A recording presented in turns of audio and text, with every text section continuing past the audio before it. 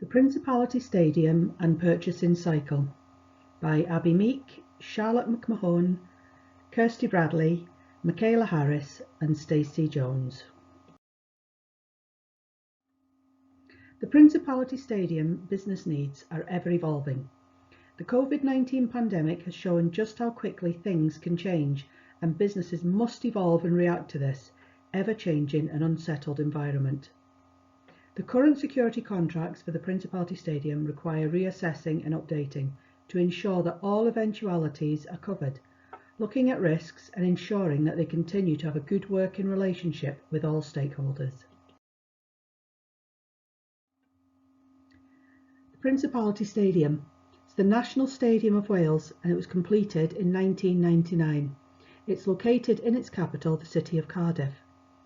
From 1999 to 2016, it was previously known as the Millennium Stadium, home to the Welsh rugby team. It hosts large-scale music and sports events with a seating capacity of 74,500. The stadium is also used to host various conferences, trade fairs and shows. It is currently being used as a temporary hospital to aid with the COVID-19 pandemic. Security. Following recent terrorist attacks, security has been increased. The safety and security of all visitors is their top priority. The Principality Stadium works closely with South Wales Police, the Wales Extremism and Counter-Terrorism Unit and Cardiff City Council. BBC News 2018 reported in 2017 Champions League final, 2,000 extra police officers were deployed across Cardiff.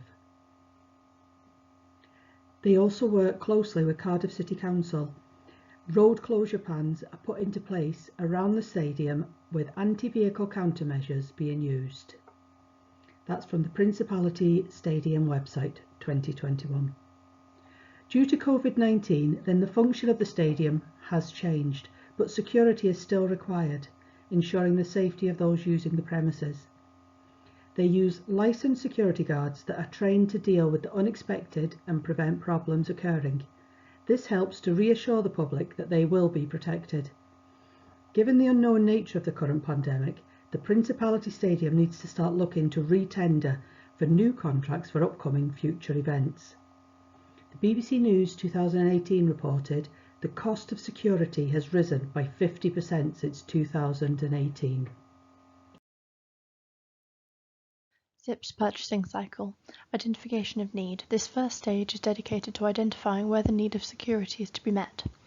Specification. Needs to be clear and concise. Quality control. Are the companies registered with appropriate schemes? Health and safety compliant. Make or build. Due to building capacity, there is a need to outsource for security guards. This would be classed as indirect procurement, which could save both time and money for the Principality Stadium. Identification of sources. Market analysis finds out who/what firms are available. Best practice is a minimum of 3 quotes. Source selection. Review quotes and work out best fit of KPIs and cost. The SIP's purchasing cycle continued. Agreeing to the contract. This is essential as both parties need to be clear on what is required. This will help to minimize problems in the future. Managing the contract. Key performance indicators, otherwise known as KPIs, evaluations and monitoring are essential to ensure a good, consistent service. Communication both ways is essential, and this can help prevent disputes, and the service must be satisfactory for all parties. Receiving the goods or service. Interpreting the agreement and the issue of the contract into receiving the service that has been planned. Payment. Pay the suppliers within the agreed terms of the contract. Review the cycle. What went well? What didn't go well? What were the lessons learned? And what could have been done differently?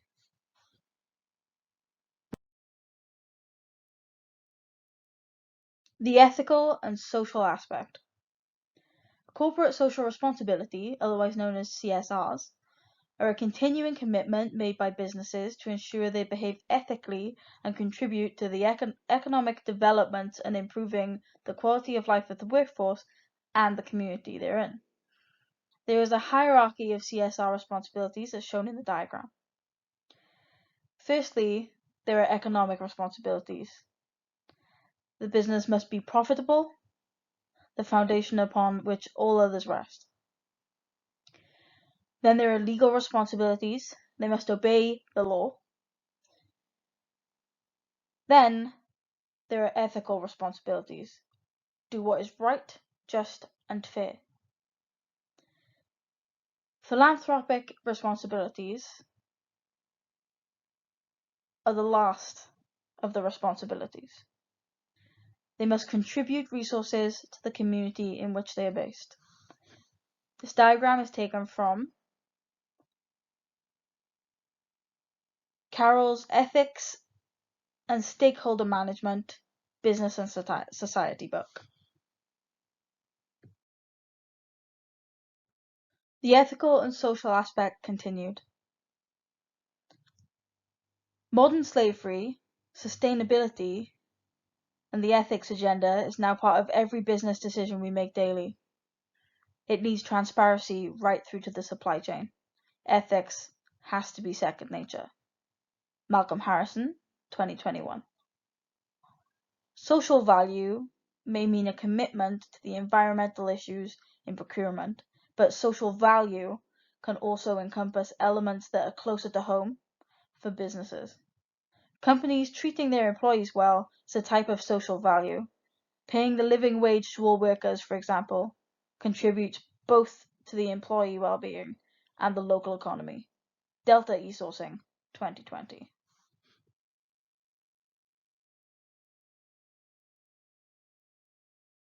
Stage 1. Identify needs and specification. Due to the COVID-19 pandemic, contracts must be reassessed and new contracts processed and put out for tender. A risk assessment is needed due to size of building and hold capacity, an iconic landmark, so could be a potential target for terrorist attacks, extra precautions due to COVID-19 regulations, COVID-19 insurance required for example, last-minute cancellations, first aid response updated to cover COVID-19 regulations. Safety is paramount at all events and all aspects of crowd control, arrival departures, operational failures like computer or electricity failures must be looked at. Every eventuality must be considered and covered. Then define requirements, duties, services required, uniforms, safety equipment to be provided by security firm, and it needs to be very clear on what they're required to do and what support they will receive. Moving on with stage 1 of identifying needs and specification. Essential requirements. All security personnel are regulated by the Private Security Industry Act of 2001. Do they hold any extra relevant awards, investors in people, safe contractor approved, safety schemes in procurement, and PAS 91 contractor accreditation scheme? This is highly regarded in the industry. Are all staff checked and approved by the Criminal Records Bureau? Copies of companies' rules and procedures, health and safety risk assessments, reporting of injuries, diseases, and dangerous occurrences regulations of 2013 is to be provided. And to provide copies of up-to-date staff training records, safe working, the first person on the scene, first aid, etc. After identifying the requirements needed of the security service, it is essential that a specification is written. Lyson and Bryan explain that it is important to be aware and have a specification as buyers' suppliers will be able to meet the buyer's performance and quality needs. The specification must be designed to suit their needs and requirements. Specification will also include guidelines on quality measures. More requirements put into the specification will increase the supply cost. It is important to have all important requirements as a priority. The specification for this service will be included within the contract. This will help be clear on what is required from both parties. specifications should have active discussions between both parties. This allows for services to be improved and for the costs to be improved. If the specification does not include a requirement, then it will not be provided by the supplier. According to Lyson and Bryan, specifications must include its fitness for use, which is when a service is suitable to be used by the buyer and what standards it must include, and evidence of what is good quality and what is expected of the supplier must be included in the specification. And it must have, for example, if they must have qualifications, the buyer must specify what suitable qualifications.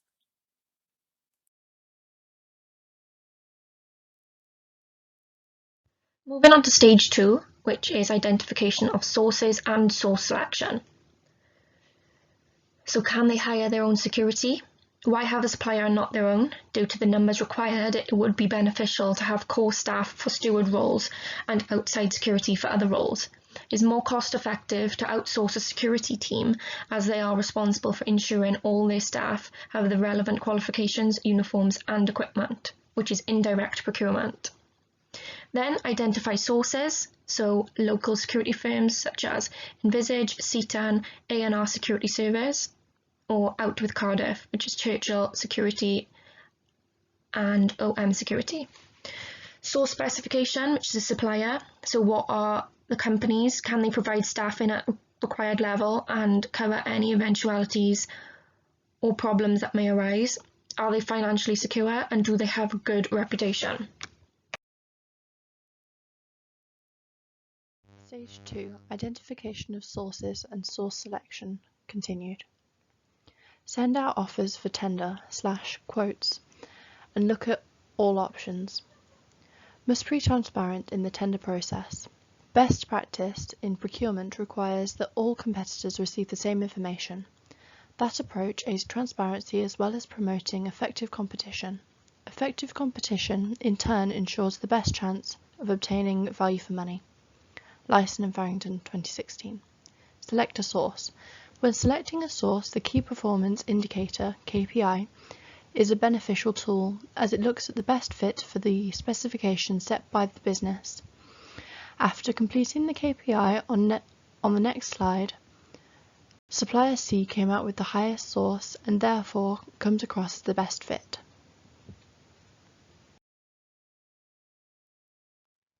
Key Performance Indicator. Key performance indicators are used to rate what the organisation deems to be essential in achieving success or show where they may be failing. Here we would advise using a scoring ranking indicator, which would be a quantitative indicator such as KPI. The strengths of KPI are used as an indicator of what is required, clarify expectations, and monitoring progress. The weaknesses are, this is not an exhaustive list of things the company requires, can become the sole focus and the company could lose sight of other performances, and there is a possibility for bias. Stage 3. Agreeing on contract and managing supply contract. Agree on contract with supplier. Everyone must agree with the wording and what is included in the contract in order for it to be successful. Once the contract has been agreed and signed, the work and responsibilities must be adhered to. Manage contract. Clear communication regarding all roles is understood to deal with problems quickly and efficiently. Ensure a clear, structured framework. Service level agreements and key performance indicators, problem resolution and escalation processes, payment processes, damages set against any breaches of the contract or failure of service, performance review methods, assessment and reward for improved efficiencies and improvements. In some circumstances, contracts may need to be reviewed. This can be due to numerous reasons, like sudden changes with legislation, for example the COVID-19 pandemic. Given that clear communication is vital, and by having regular reviews, any changes can be handled with minimum disruption. Receipt and agreement of payment. The terms of payment should have been negotiated, and failure to pay within the timescale is a breach of contract. Quality control and payment was once considered the most important stage of the purchasing cycle. However, it is important for supply to provide goods that meet the specified requirements without the need for the buyer to check quality or have quality control. Payment should be agreed within the contract. For example, payment should be due within 28 days of receipt of the security company invoicing the Principality Stadium.